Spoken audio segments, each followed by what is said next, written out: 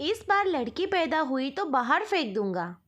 लड़कियों के स्कूल में आई नई टीचर बेहद खूबसूरत और शैक्षणिक तौर पर भी बहुत मजबूत थी, लेकिन उसने अभी तक शादी नहीं की थी। सब लड़कियां उसके इर्द गिर्द जमा हो गई और मजाक करने लगी कि मैडम, आपने अभी तक शादी क्यों नहीं की। मैडम ने दास्तान कुछ यूँ शुरू की। एक महिला की 4 बेटियां थी। पति ने उसको धमकी दी कि अगर इस बार भी बेटी हुई तो उस बेटी को बाहर किसी सड़क या चौक पर फेंक आऊँगा। ईश्वर की मर्जी वही जाने कि 5वीं बार भी बेटे ही पैदा हुई और पति ने बेटी को उठाया और रात के अंधेरे में शहर के बीचों बीच चौक पर रख आया।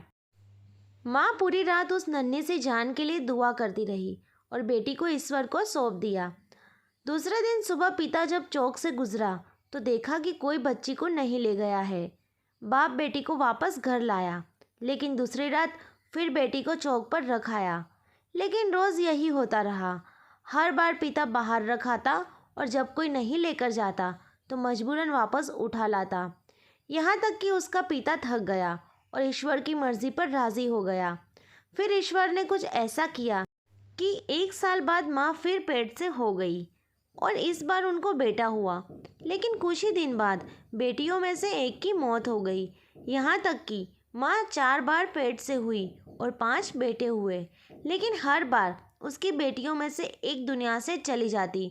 सिर्फ एक ही बेटी जिंदा बची और वह वही बेटी थी जिससे बाप जान छुड़वाना चाह रहा था। माँ भी इस दुनिया से चली गई। इधर 5 बेटे और एक बेटी, सब बड़े हो गए। टीचर ने कहा, पता है वह बेटी जो जिंदा रही कौन है?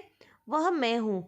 और मैंने अभी तक शादी इसलिए नहीं की क्योंकि मेरे पिता इतने बूढ़े हो गए हैं कि अपने हाथों से खाना भी नहीं खा सकते और कोई दूसरा नहीं जो उनकी सेवा करे।